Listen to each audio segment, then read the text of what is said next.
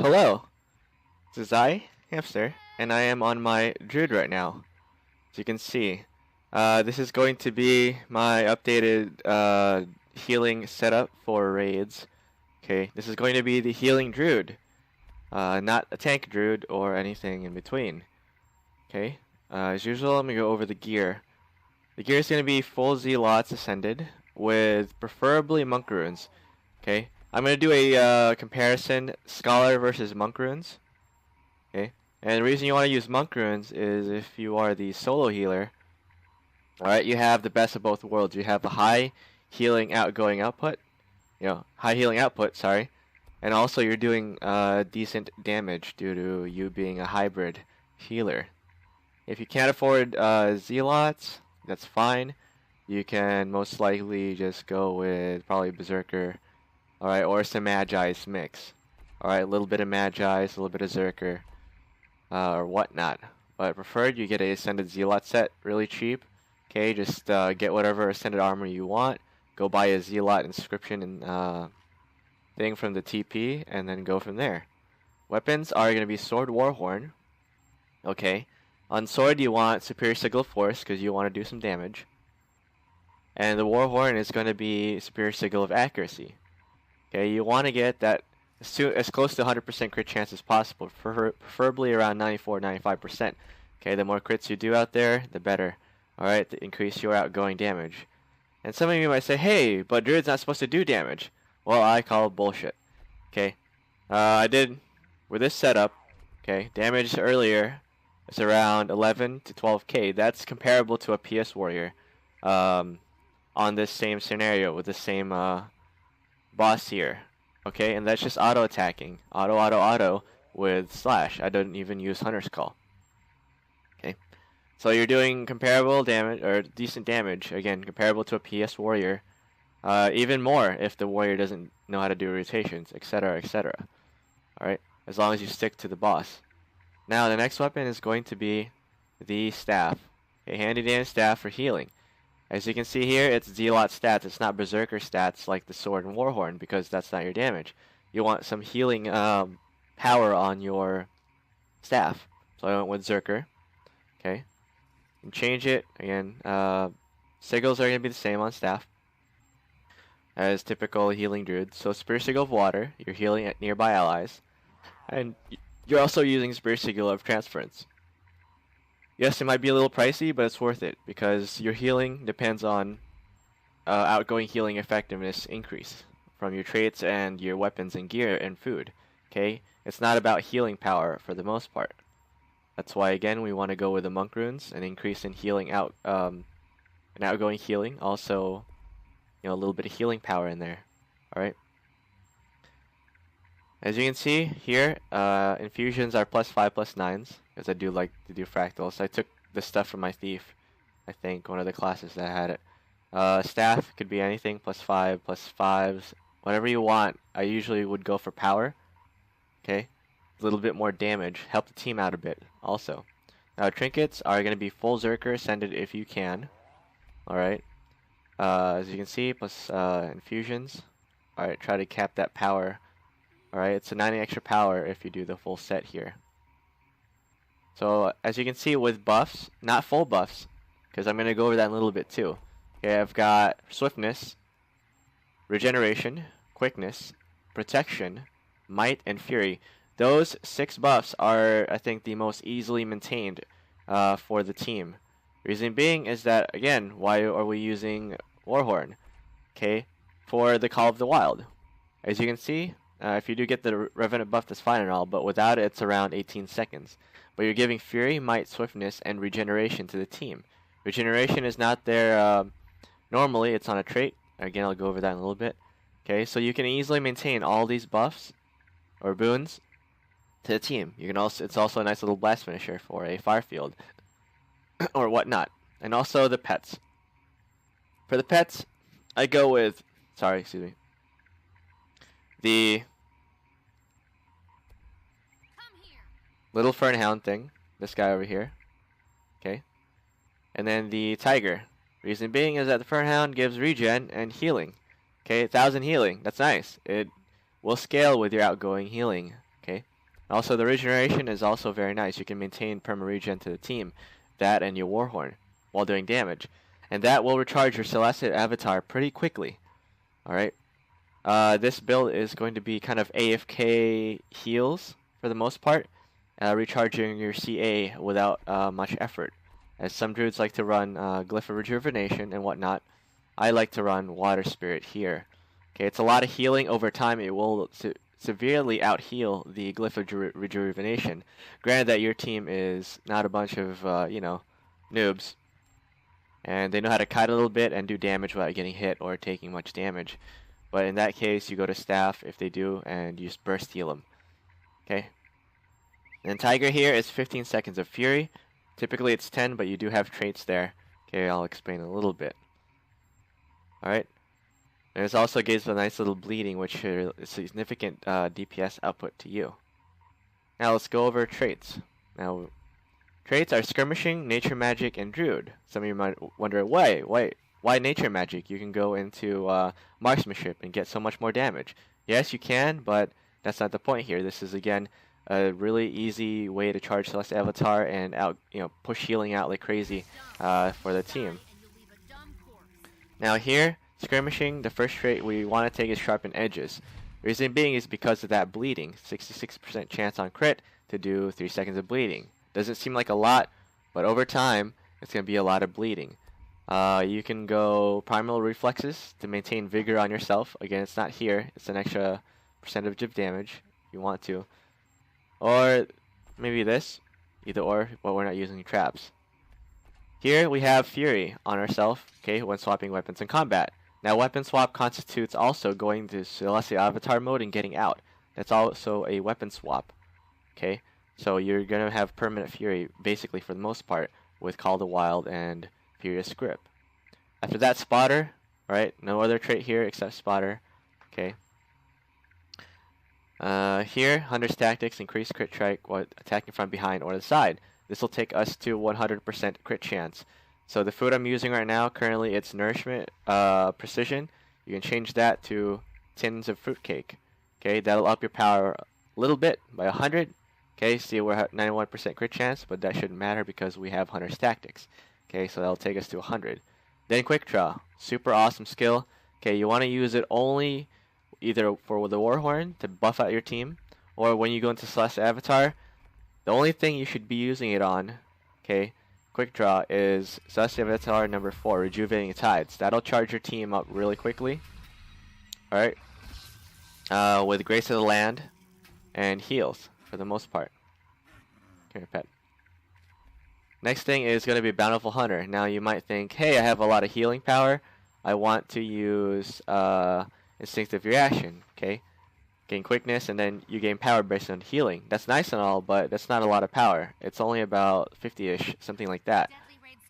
Okay, so we want to go with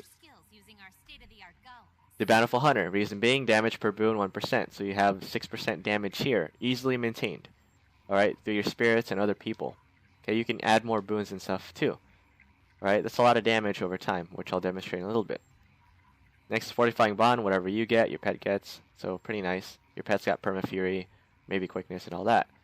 Also, Windborne Notes. Again, you see all this stuff. Remove Cripple, Blind Poison. You also have Vigor when you swap pets, which you don't really need. If your team is having evasion issues, then you can use that. But I would go with Windborne Notes for that regen. Okay? And also, Warhorn skills reduce recharge, so you can spam them more often. And Hunter's Call is a nice little DPS boost. Alright. Next up is Lingering Magic. Balloons applied by you and your pet last longer, so that includes this Furious Pounce. Okay? And usually 10 seconds, it goes to 15. This way you can max out Fury for your team. While you're standing here, you can use a pet F2, and then Warhorn. Alright, prior to attacking the boss, you can get about 1 to 2 to 3 minutes of Fury to the team. Alright, without even starting to fight. So kind of like a pre-fight Fury stack. Okay? Next up is going to be Nature's Vengeance. Now, super freaking awesome trait. This is why I use this trait line for the most part. You have Water Spirit, gives regeneration, which is this thing. Okay, everything's at regen. So basically, you can maintain permanent regen to the team, which is a lot of Celeste Avatar charges when they do take damage, and it's AFK heals. This regeneration, if you are on Magi's or anything, you can go up to almost 500 per tick. So that's 500 healing per second. Over the span of 10 seconds, you know, it's 5,000 healing to 5 people or more, okay? Because the regen lasts about 5-ish seconds and it pulses every 3. So technically, you are healing a living shit ton of HP over time, and average raids about, what, 3 to 6, 7, 8 minutes? That is a lot of healing over time that you don't have to worry about because you're giving regen, in addition to the healing spirit's initial heal of 800 plus every 10 seconds. And you have vigor from the sun spirit, swiftness from the whatever spirit, and then might. Okay, you can maintain an easy 6 might to the team if you have boon duration with the frost spirit.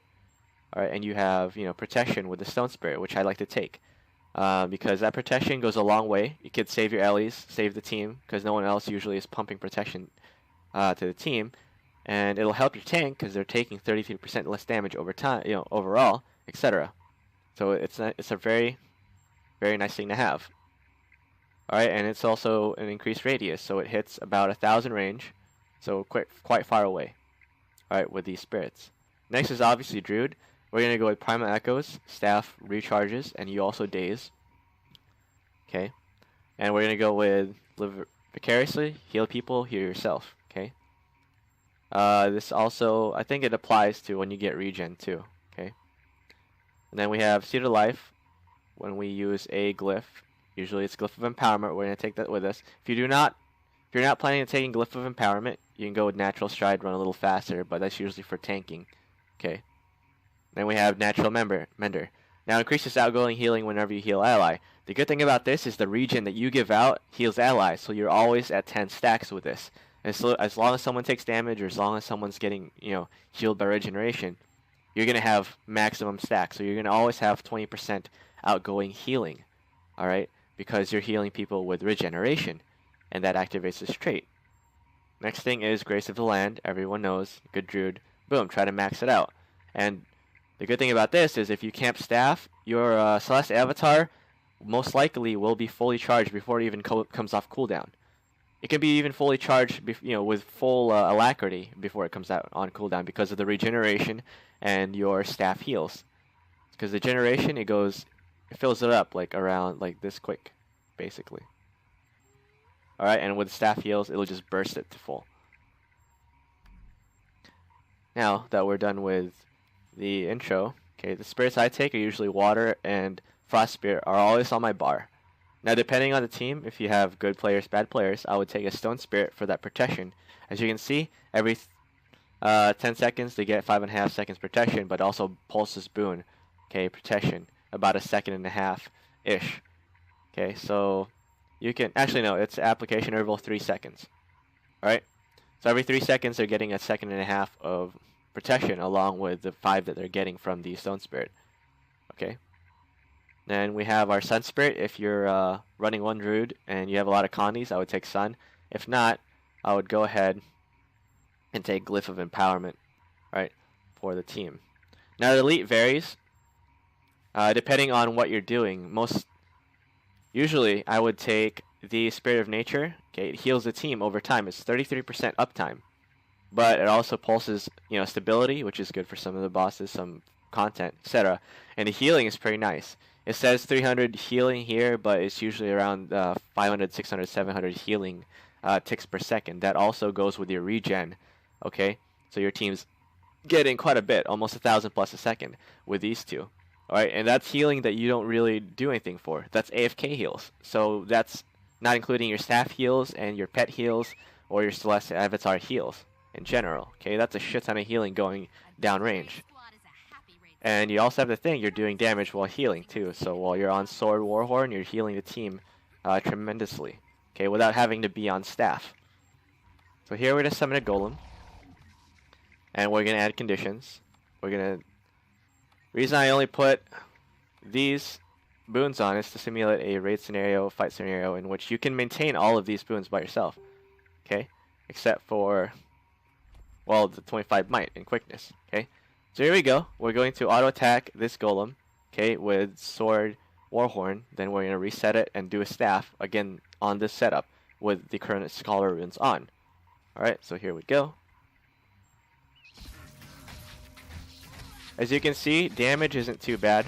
You're doing around 4.5k hits, alright, 4.8, but we're going to go behind the boss here, again, for that nice little 10%, alright, crit chance. As you can see, stats are here as follows, and you have a nice little healing chunk there too. So, DPS 1.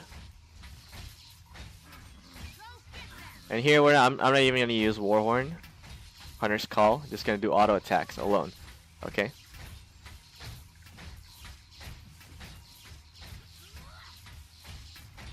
As you see, that bleeding is from our trait. Okay, sharpened edges. You're doing about 1,000 bleed damage per second, auto attacking. Alright, so it's not too bad. Now with Hunter's Call, it's a shit ton more, because 16 hits, 16 crits, boom, all the bleeding stacks.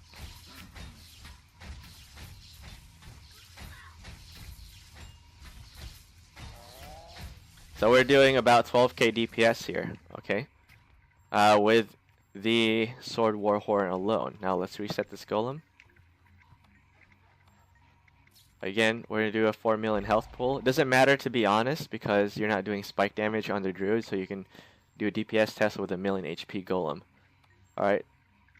But again, simulate a realistic-ish scenario in which we're doing lots of damage. Alright, here we're going to do staff auto attack, okay? So the crit chance is pretty much the same. We're going to go to 87% crit chance here behind the golem, and we're going to go for it. Let's summon my pet over here and start.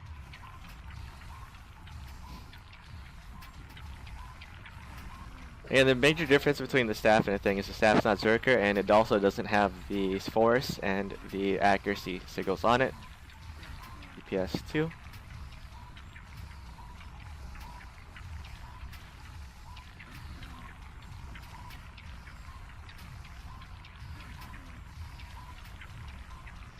But you can see that our bleed stack's a little higher than compared to the sword, because we're hitting more often with the staff 1 auto here. So DPS is not going to be that high. I think it's going to be around 7-ish to 8. Somewhere around those numbers. Or less, actually, since you're staff. But again, this is for the healing portion where your team's kind of screwing up. And, you know, you're taking a crap ton of damage.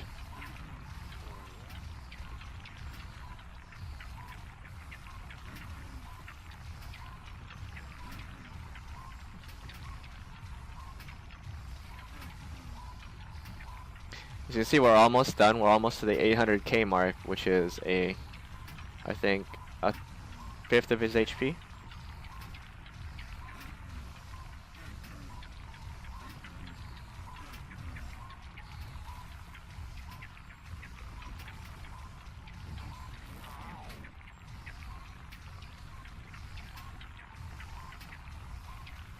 Also, don't forget, while you are attacking and stuff, or do anything, you want to spam Furious Pounce. Okay, it's Fury to the team that you don't have to really worry about. It's permanent Fury to whoever's near the boss. So that way your team doesn't have to worry about blasting fire fields or anything like that, because you're already maintaining that perma Fury with your Tiger Pet. Here we go. So a second DPS. Okay, we were doing 9.4, right, almost 9.5. But still big damage, alright, as considering that you're healing the team, keeping their Scholar runes up and intact. Okay, so this is the setup for the full Zerker. But again, if you are with a not so experienced raid team or people who need a little bit more heals, we're going to go ahead and put the monk runes on our set. Okay, so we're going to get rid of all the Scholar runes here. And the damage is going to be a little lower, but again, your primary role is to heal the team, right, over damage. So I'm going to put the full monk rune set. Oh, gotta get out of combat.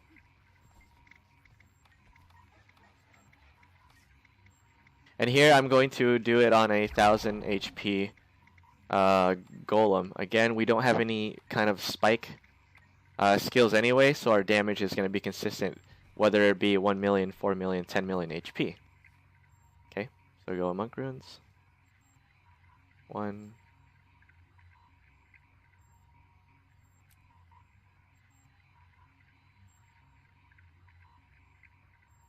2, 3, 4, 5. As you can see, our damage went down a little bit by about 70 power. Okay, our crit damage went down also, but our healing spiked up. Okay, we're doing decent healing with our Essay Grace, but we also have boon duration. Okay, so your regen goes up a bit. Okay, earlier it was 1,000, now it's 1,200 because of that boon duration. Alright, and everything else too. Okay, so protection went up by a fourth a second, etc., etc. But the main thing we want to take away is from the monk runes of outgoing healing. Okay, increased by 10%. That goes a little bit goes a long way, and that 10% takes you to 50% outgoing healing. Reason being is that you have 10% armor, right? You have also 10% on staff. That's 20. You have another 10% on food. Okay, 30%, and you have that permanent 20% outgoing from the natural mender. Okay, that's gonna play a big role. Now, DPS 3 with monk. Alright, so we're gonna demonstrate, okay, damage here on this golem, again, without using Furious Pounce or Hunter Skull. We're just gonna auto attack and check our DPS, monk runes versus Zerker runes, and preferred, again, you're using monk runes. Okay, you're still doing damage, your power is still up there in the 3.5, 3.6k range, okay, but again, you're pushing out much more healing. And as you can see, auto attacks are not that far off. Okay. Same amount of boons here. Again, it's a trait that we have. Boom, boon, Bountiful Hunter goes a little bit, little bit of a DPS increase. As you can see, our DPS is 10.6 here. All right, that's really not far of a difference from the Berserker. Full Berserker, Scholar set. Okay, but again, you're keeping your team alive, so you're doing about 1.5k more damage without the Berserker. Less damage without the Scholar runes on your set, but your outgoing healing spikes, phenomenally, and you can keep the team alive that much more. So we're doing another test. Ability 25. Alright, again, simulating a staff on the monk runes.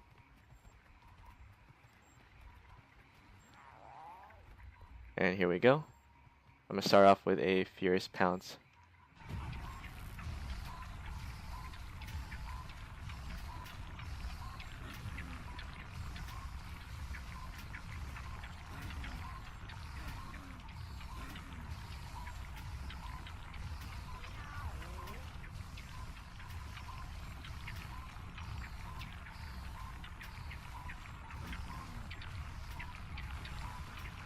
And stop.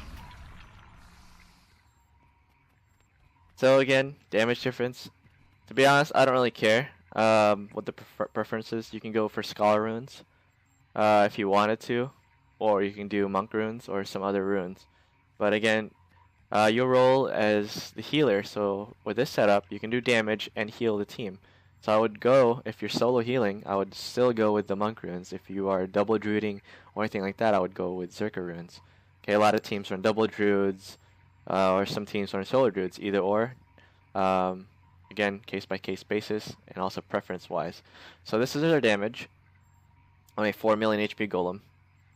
Right, 12.1k DPS on a Sword Warhorn with Scholar runes.